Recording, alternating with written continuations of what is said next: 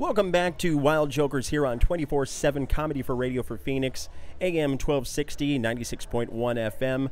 Brad, we got a great interview we did with Carlos Mencia earlier in the week. He was unbelievable last night at Wild Horse Pass. We got to thank his outfit, his PR people, and everything for hooking us up, where we got to spend some time rapping with them. And why don't we go to that interview we did earlier in the week? Brad and Lynn. How's Hey, it going? Carlos, how are you? I'm good, guys. I'm doing impressions of the movie phone guy just because he's not going to be doing the movie phone anymore. Oh, really? You hear about that? No, what happened? Yeah. They said that nobody calls anymore for movie time. So how you been People doing? now have phones. They have phones with apps that tell them what movie times are, so they don't need anymore. And that's the problem with They've also technology. gotten rid of pay phones and CDs. And CDs. That's so true, but I still shop the CD. Maybe I'm just so old school. We're running out of CDs, and especially, I think technology is shutting down the economy that way for jobs. That's what I'm saying. Like, I didn't even know that this still existed in the first place. Who's dialing 777 film anyway? Yeah, right? Well, it's funny that you say that because I took a picture. I found a payphone in kind of a rural, remote area here in the state of Arizona. I took a photo of it. I mean, maybe I'm speaking my age here, but, a payphone's a lost art form because I used to stick, like, bubble gum on the earpiece, I agree, bro. I totally agree. I'm the same. When I heard that he's retiring, I was like, who? He's so tall. Like, you know what it made me think of? It made me think of when I was a kid, and, there were those 976 numbers. I love them. Yeah. I love them. Yeah. Yeah, you'd use them to play with yourself, but you could only do like 2 or 3, because then it was like $1 or $1.99, and your mom wouldn't find out about it. But if you did like 10, all of a sudden the bill was like, $20, $30 more than normal. Yeah. Totally. I racked up a my real mom good would one. be like, "What is?" Yeah. Yeah. That's the thing, but when you're going through puberty and you discover the 976 numbers back in the day, you really had to get good at your art, at your craft of working it, because you didn't want to rack up a big charge. Now you can get anything you want for free on the internet. I mean, it's unbelievable. Yeah, exactly. You want to be like, I'll never be that comedian because I love technology, but sometimes you just want to slap a teenager and go, "What are you complaining about?" Right? Do you realize that we had to look at catalogs from Sears even before Victoria's Secret That's came out? right. And Absolutely. go to that one page where some girl kind of showed a little bit of butt, but not really, and imagine what she looked at naked. There was no free youth porn or XXX, whatever, where you get it for free, Right. and you could see, are you kidding? Even later on, when there was 976, you had to pay for a recording of a girl going, "Oh no, are you Acadis? Are you Acadis?" And you're trying to get through the accent, going, ignore the accent. "Oh, you Acadis? No, I don't like. Say like." That's so true. And funny enough, Carlos, I'm actually from your backyard. I grew up in Southern California, in the LA area, up in the San Fernando Valley. And my biggest thrill combing the streets for, scantily clad women was there was a publication of a newspaper that was called the LA Express. And it used to have little pictures of women and stuff. They would be covered up, but it was all the 976 numbers and everything, and it'd be always posted in front of like the 7-Eleven. And I loved it. It was cheap thrills. Yeah, back in the day. That's just dated all Oh, of us. that's what we had to imagine everything that's like real for everybody's stuff. And who I want to know if there is at least one person that is upset that the movie phone guy, that dude must have a pager still. Oh, yeah, no for way sure. He's got a brick phone. Are you kidding me? Oh yeah, he's probably got one of those phones that attaches to something that you have to hold like a big battery, like in the bag phone. Yeah, Yes. that's the bag It's a phone. weapon. Yeah, right. You can beat somebody with it. Back Also, in those days, those were awesome. Yeah. the thing that also going back, Brad and I here on the Wild Jokers were talking our last show about VHS and Betamax, the videos. And remember going to the video stores where they had the adult section that had like creaky doors, and you would kind of sneak in, and you would always look at some weird dude that was in there looking at the porn films. Oh, dude, I remember Be Kind, Please Rewind. Yeah. The FBI warning, That's yes. right. Oh, my God, that's so funny. Be kind, please rewind. That's really funny. Yeah. That's from back You had to rewind it before you put it back. And there was no red box. No. You had to go to that store, and then you go to the dirty section, and everybody knew that you were getting that one. Everybody knew you were, and there was always a kind of semi-cute chick that you might possibly have had a shot banging. Right, you're walking up with the porn. Yeah, exactly. Right before you rented, you know, whores and cows, you know. Those were the good old days, So and bad. That's the thing is that technology. I'd be in so much trouble nowadays, considering the only thing that is sad. The technology I do love because the accessibility of like adult entertainment and things like that. But on the other side, for instance, I always loved crank calling. I was the king of the three-way call, where you and your buddy would call two different people and crank call them simultaneously, hit the three-way call, and they would both pick up and start arguing. Yeah, that was before caller ID, of course. Oh, no caller ID, and you could actually have some fun goofing on people. Yeah. What has happened? Oh, you can do, yeah, but all that stuff is going away. Here's what sucks. Like for my kid, you know, a lot of kids today, the problem is that there's not that huge of a gap in technology because we kind of have to be aware of technology just like them. Mm-hmm. So the difference was, you know, when I was young, my mom didn't know that in the middle of the night there was this thing in Southern California called ZTV, and on the weekends they showed the porns. Yeah. And if you actually got the antenna in the right place, you could actually have that line move slightly to the top, so you could almost see the whole thing. The squiggle, so you could see the boob. Yes, that was. Yes, I did the same thing. My mom had no clue whatsoever. My son is screwed. Yeah. Because I know technology. This little son of a bitch has a computer. I'm monitoring it. I'm putting tracking software on it, so when he hits a key, I know. So when he goes to a URL, I know what it is. Right. My mom had no clue of all the stuff that I was doing. She was, you know, literally retarded when it came to any kind of technology. You know, one time she was like, "What are these 976 numbers? There's like 5 of them." I was like, "Oh yeah, Mom. I was calling my family in Honduras, Mom." Oh, okay. That's a good son. Calling your aunt to say hello in Honduras. Good for you. Such a sweet my boy. Kid, man, he's gonna come out of the room right after being in there for whatever. I'm gonna be like, so you like big fat black chicks, huh? That's what you masturbate to? How do you know that? That's the one thing. I racked up an exceptional bill one time. I got in major trouble, but I would just actually dial 976 and just random numbers and see what I got. It was like a game show. And all of a sudden, I just would land, and I would be some of the most weirdest stuff. And I think that's where I turned out to be such a freak as an adult. That doesn't explain. Oh, man.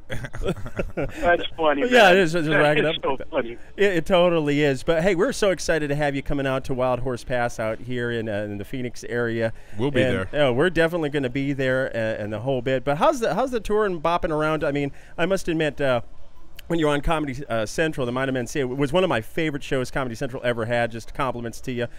Let me get your thoughts on when you did the TV and the variety type deal where you could just be in character and have fun with it versus doing just being on the road. What do you like better, and how is TV so different than doing your stand-up just on the road? Well, stand-up is different because it's immediate. Yeah. So if a story happens right now, like tonight, I'm doing it on stage. The immediacy of that is ridiculous. It's amazing. It's awesome. The thing about television is it reaches so many people that it's awesome. But the editing that you have to do in order to get to say exactly what you want to say sometimes on TV is a little bit annoying. I think what happened with me was, you know, I was one of those guys, and always have been, who tells the truth as far as I see it and is honest, and I'll say whatever's on my mind. And I think that nobody was saying it, and a lot of people were a little like, whoa. And we were doing really well, and I just got to a point where I was kind of like, I don't know if I want to continue this stuff the way it's doing it anymore, and we kind of moved on. But I think that what's happening right now is people are beginning to miss that voice. It seems like so much of what's out there right now is, you know, not saying everything or making fun of clips or, you know, but not really talking about real stuff. And luckily, man, I'm that guy, so... Right now, the touring is amazing. I've never been funnier. I've never been more on point. I've never been more poignant. I'm in a great place right now, man. In a great, great place. And if you, like, go online and, like, look at the comments that people leave after they see the shows, they're amazing. Yeah, actually, I was on your website. This is Brad. I was on your website just recently looking at it. First of all, you are looking svelte, my man. I don't know what you're doing, but you are looking trim. I mean, lean and mean for what it's worth. So compliment to you on that. Oh, thanks. Well, I'm getting to that place where, you know, the wife might be getting tired of me, so I gotta start putting myself out there, brother. Yeah, right. Hey, well, for what it's worth. Well, I had a quick question for you. So when you come to a place like Phoenix, are people surprised when they realize that you're not Mexican and that you're Honduran? You know what's funny, man? I'm tired. I got tired of fighting all those battles. You know what I mean? I got tired of going on stage and saying, I was born in Central America, Honduras, but everybody thinks I'm Mexican.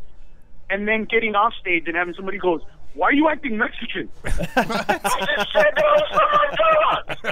I just said that. It was in my first special, my third special. Like that. What are you talking about? I just got tired of all that, because stupid is always going to be stupid because it wants to be stupid. Right. Today, if you're stupid, you just want to be stupid. You can't help yourself. We're talking about technology, right? But I mean, come on. Any question that is asked right now can be answered by any idiot by just... As a matter of fact, you could just push the button, and when Siri says, what do I need? Let me ask the question, and it'll get answered for you. Right. How can you be that stupid? And if you want to be that stupid, I can't help you. And Yeah. you know what? Aristotle, Socrates, Plato, Nietzsche, Kerouac, all of these guys have been fighting the same fight. Please, be smarter than you are. You have more potential than this. And at the end of the day, it's the fight that we're always fighting. And people are just going to want to be stupid. You know what? Let's talk about them.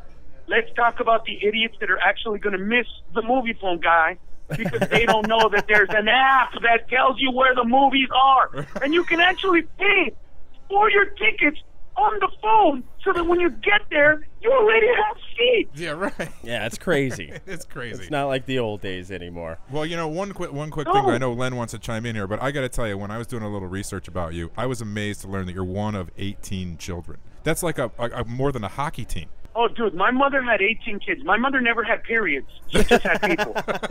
She was busy. Evidently. Oh, man. I don't think my mother knows what a tampon looks like.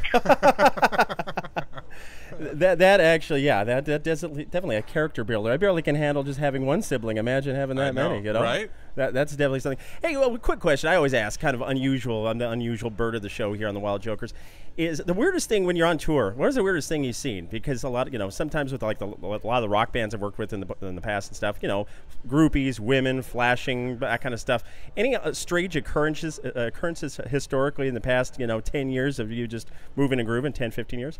You know what, man? I caught some of what you said, but for some reason you sound really far. And oh, it's no, not that's like not the other problem. mic. Actually, in the past 10, 15 years of your touring and doing the comedy clubs, the shows, the TV, everything, what has been the most unusual thing that has actually landed on you or you've seen? Like, for instance, I've worked with a lot of bands. They'll talk about groupies and the flashing and stuff like that. I'm sure with the comedy club circuit and everything, you've seen some unusual stuff. Yeah, you want me to tell you what the weirdest stuff is for me? And it really, really affects me, but in a positive way. But it's just so... It's when people tell me how important I've been in their life at a certain point. So, like, the craziest one was... This one girl comes up to me before a show, and she says, I'm a twin, and my twin sister, who I'm so close with, died a week ago. Oh, man. And I haven't been able to smile. But I know that for an hour and a half that you're on stage, you're going to make me forget. And just in case after the show I leave, I just want to say thank you for what you're about to do for me. That's unbelievable. And I was like, oh, thank you, I appreciate it. But when she left, I was like, why would you say that to somebody? That's true. some pressure right there. Supposed to be funny. Right. That is the heaviest thing I've ever heard in my entire life. And then it was just like, just be funny, bro, just be funny. Ignore everything else, just be funny, just be funny. And at the end of the show, she just came up, gave me a hug, and said, I knew it, thank you, and walked away. That's like, awesome. With a smile on her face, but a tear coming down her ear. I mean, her ear, her eye. I made her cry from her ear. Yeah, right. Wow. Well, that's some power right there. She's got her money's worth out of like that. the movie phone guy. That's why. It was, no, man.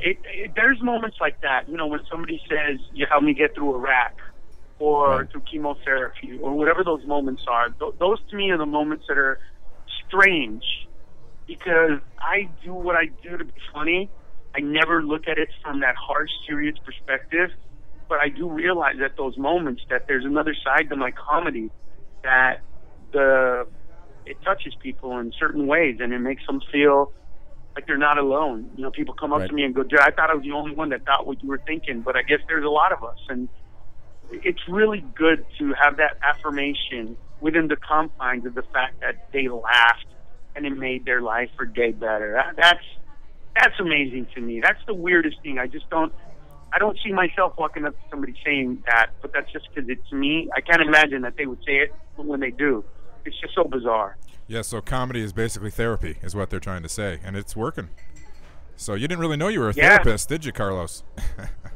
Yeah, dude, you know what? You can't take any of that stuff. Here's what I do, man. I wake up, I listen, I read, I watch the news, I go to stories, and anything that is funny, I say I'm going to talk about it tonight, and I make it funny, and that's all I do. And if it changes, makes a difference, makes a laugh, all that is great. But I just want people to come out, see a show, or to see me in a movie, or to see me on TV, and know that they're going to be entertained and I'm going to be funny every single time in some way. That's all I care about. And, whatever else comes with it is good. You know what I mean? But I don't live in that place.